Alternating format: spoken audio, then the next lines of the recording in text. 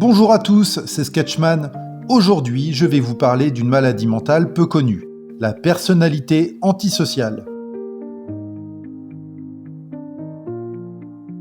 Partons de la base. C'est quoi une personnalité antisociale ? Quels sont ses symptômes ? Comment aborder une personnalité antisociale ? La personnalité antisociale, aussi appelée trouble de la personnalité antisociale ou TPA, est caractérisée par un mépris constant pour les droits des autres, un comportement impulsif et irresponsable et une tendance à manipuler ou violer les règles et les normes sociales. La personnalité antisociale peut émerger en raison de divers facteurs complexes et souvent interconnectés. On retrouve les facteurs génétiques prédisposés, l'environnement familial avec une enfance dysfonctionnelle, comme des abus physiques, émotionnels ou sexuels, perturbant le développement psychologique de l'enfant. Il y a aussi les enfants exposés à des comportements antisociaux ou criminels dans leur famille, la perte d'un parent, des conflits familiaux comme les violences conjugales, la séparation ou le divorce conflictuel, la surprotection parentale, les facteurs neurologiques, les influences sociales ou culturelles, comme la glorification de comportements agressifs ou antisociaux dans certains milieux sociaux, ou encore les facteurs psychologiques.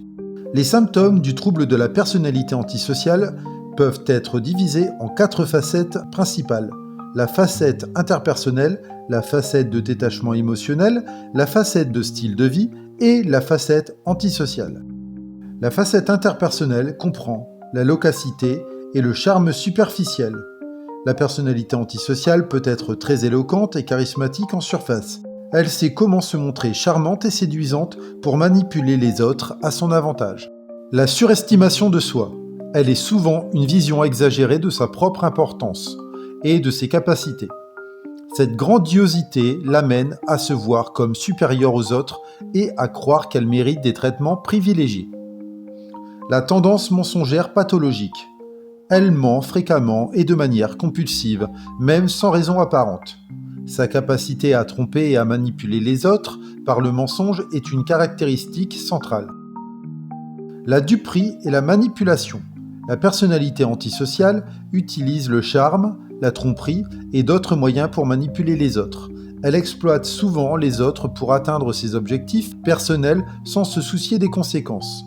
La facette de détachement émotionnel comprend l'absence de remords ou de culpabilité.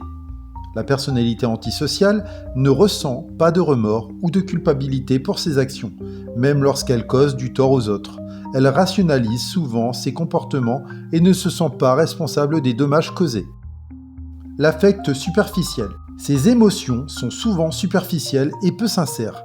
Elle peut feindre des émotions pour manipuler les autres, mais ses réactions émotionnelles manquent de profondeur.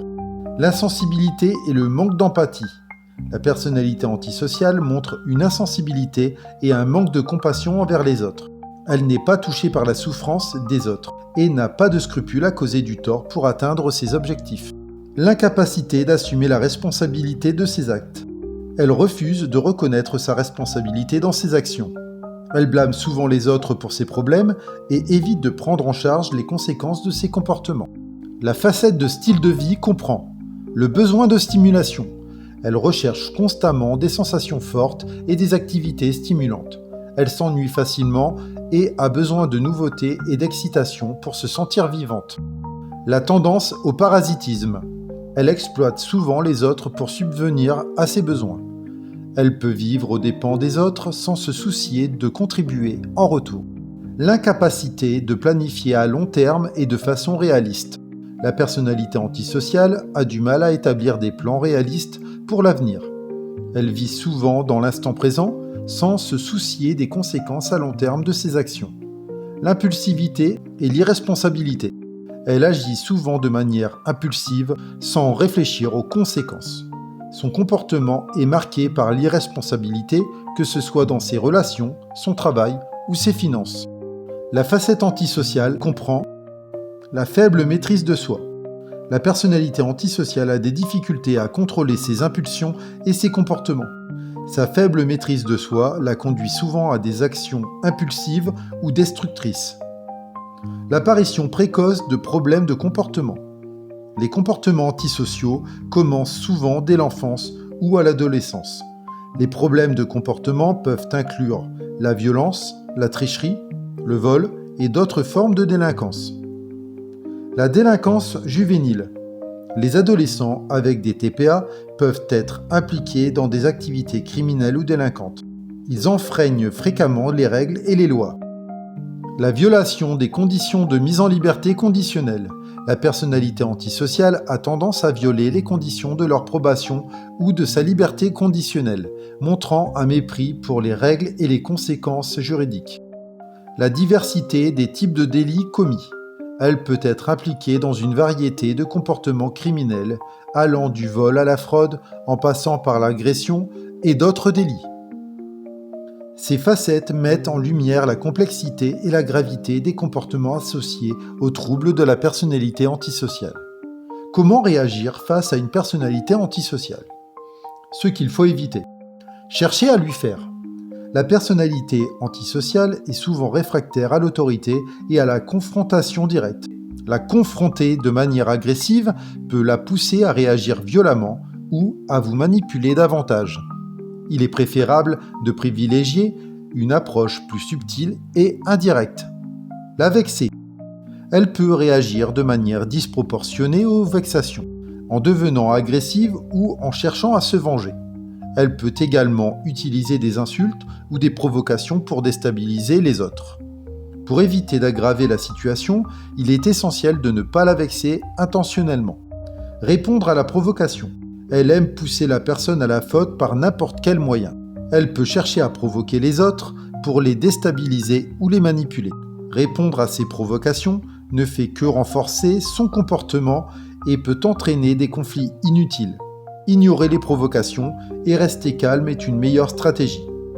Donner des informations personnelles sur vous. Elle peut utiliser les informations personnelles pour manipuler ou exploiter les autres. Pour éviter de devenir une cible, il est important de ne pas partager des détails personnels avec elle. Ce qu'il faut privilégier. Écarter le public. Lorsque vous devez interagir avec une personnalité antisociale, il est préférable de le faire en privé.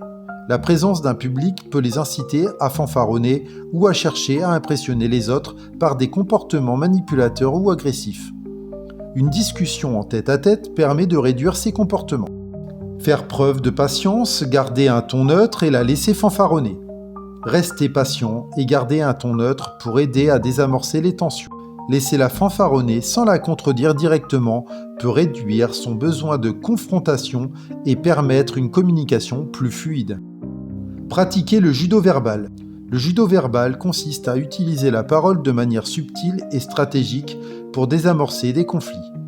Cela inclut l'écoute active, la reformulation et l'utilisation de questions ouvertes pour guider la conversation de manière constructive sans provoquer de réaction agressive. Reformuler la perversion de la personnalité antisociale. Reformuler les comportements antisociaux de manière à les rendre plus acceptables peut aider à réduire les tensions. Par exemple, reconnaître leurs compétences en manipulation tout en soulignant les conséquences négatives de telles actions peut encourager un comportement plus responsable. Pour conclure, la personnalité antisociale est un trouble complexe et souvent difficile à gérer.